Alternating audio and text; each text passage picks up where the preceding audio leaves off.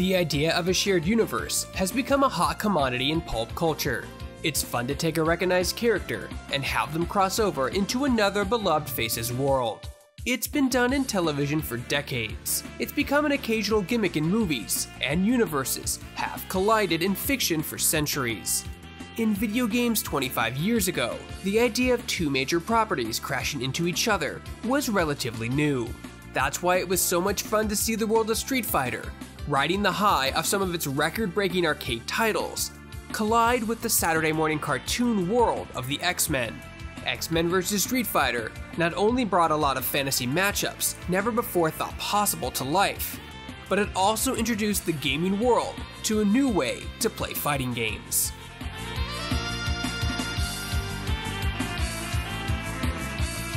Hey folks, if you enjoy this video feature, be sure to hit that like, subscribe, notification button. It's 3 small clicks for you, but means the world to us. Let's get started. Younger players may not remember that there was once a time when Marvel not only wasn't a box office juggernaut, but the company was on the verge of total collapse. This year also marks a different sort of anniversary for the House of Ideas. It marks 25 years since Marvel Comics declared bankruptcy. I declare bankruptcy! Here's a brief explanation of the spectator boom, courtesy of the Slate feature from earlier this year. Marvel's heyday began to fade over time. In the 1970s and 80s, Stan Lee tried to expand the Marvel Universe into television and films, but he mostly failed. There was a terrible Spider-Man TV thing, there was also a terrible Captain America TV thing, and then there came the first major attempt at a Marvel movie. It was executive produced by George Lucas in 1986, fresh off the success of Star Wars and Indiana Jones films. Sounds promising, but this cinematic disaster featuring an oddball Marvel character called Howard the Duck was a total flop. But Marvel rebounded again, just as it had in the 1960s. While it found little success on screens, its comic book business was thriving thanks to a new kind of comic book buyer, the collector. Handwritten script for Star Wars by George Lucas? Princess Leia's anti-jiggle breast tape. Film reel labeled alternate ending. Luke's father is Chewbacca. Oh! In the 1980s, comic books, like baseball cards, suddenly became investments. The right comic, carefully kept in mint condition inside a plastic sleeve, might be worth a fortune. Speculators brought up special issues, like they were initial public offerings. Marvel put out more and more series, again drawing on its strengths, creating powerful characters and crossing them into one another's plot lines. Marvel was a hot property that got bought and sold a couple of times in the 1980s. It went public in 1991 as the collector boom was at its peak. And then, as with the Tulips and Beanie Babies, the comic bubble burst. Sean House says that with the speculator market gone, many comic book shops closed their doors, and many readers left the hobby as the excitement fell away. When in the mid-90s, the market crashed. Comics became more miserable than they had been in the 70s, as miserable as they'd been in the 50s, after the churches were burning comic books and the Senate was investigating comic books. It really seemed like this time the writing was on the wall for good. It seemed like this is truly the end of comic books as an industry. Marvel needed to bounce back in a big way. Part of their road to recovery involved licensing the company's comic book characters to anybody who would pay handsomely for them. At the time, Capcom had been producing arcade games featuring Marvel's finest heroes. X-Men Children of the Atom and Marvel superheroes were acclaimed fighters in their own right. But as Marvel had fallen into bankruptcy, Capcom stepped forward with one of its boldest ideas yet.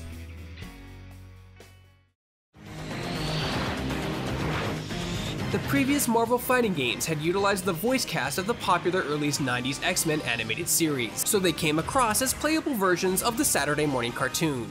Capcom retained that idea, but also wanted to cross them over with its more popular fighting franchise, Street Fighter.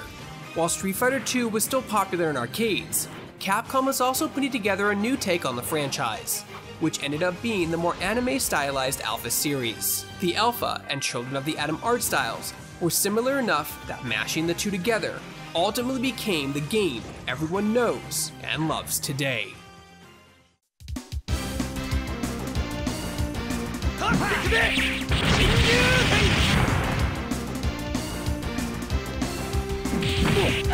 Here you go!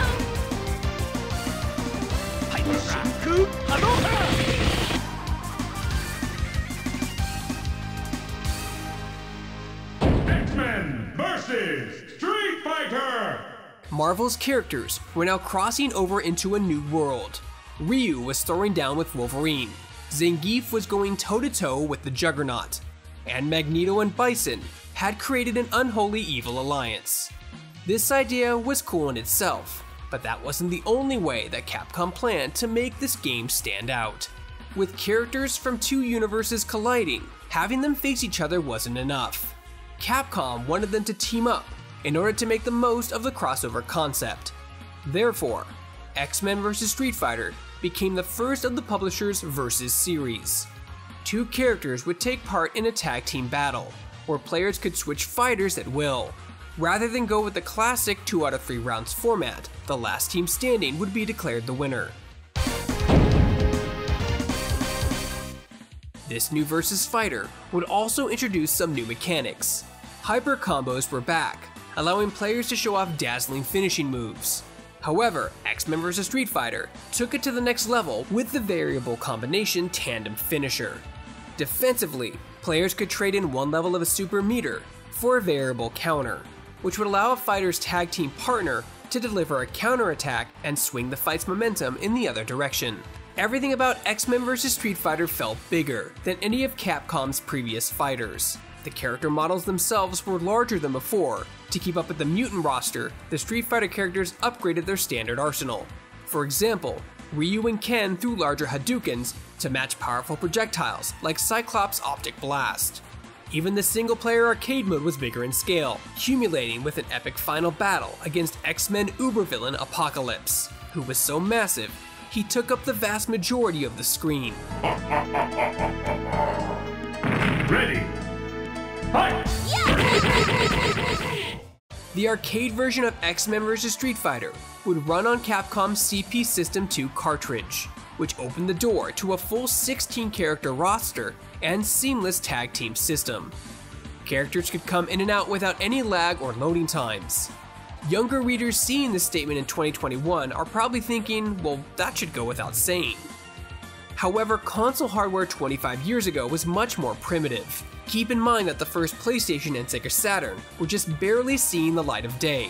There were clear limitations with the PlayStation and Saturn's hardware and CD-based media. On another note, even attempting to run this game on a Nintendo cartridge was totally out of the question. Capcom attempted to port X-Men vs. Street Fighter to PlayStation and Saturn, but the result was ugly. The PlayStation version couldn't incorporate the tag team mechanic at all, thus defeating a lot of the game's original appeal. And it was also bogged down by downsized assets and frequent loading times.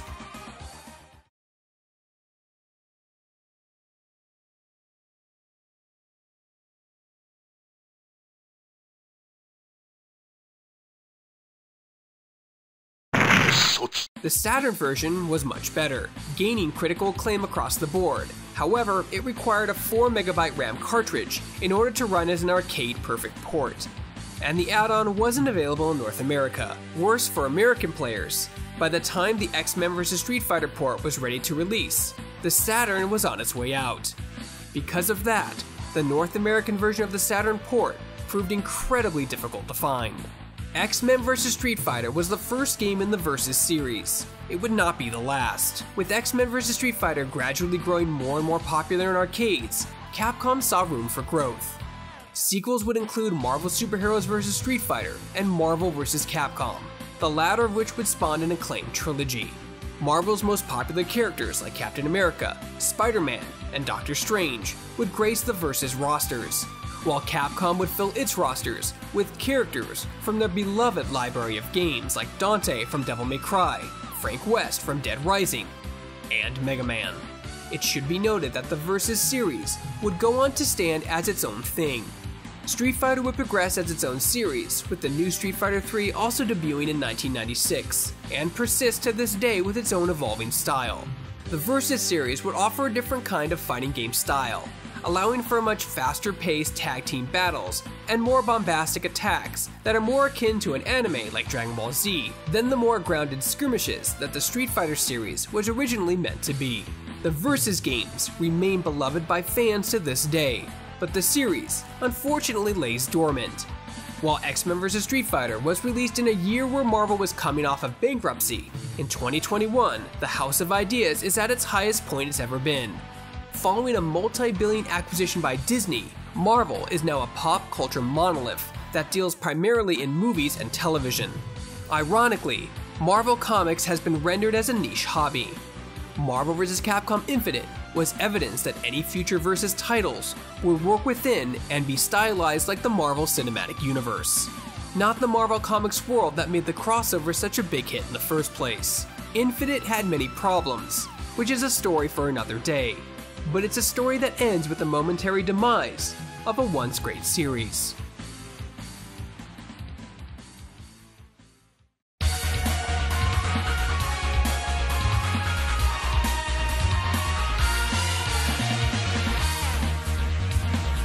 Regardless of how the story ended, X-Men vs. Street Fighter has cemented its place in fighting game history as a genre pioneer.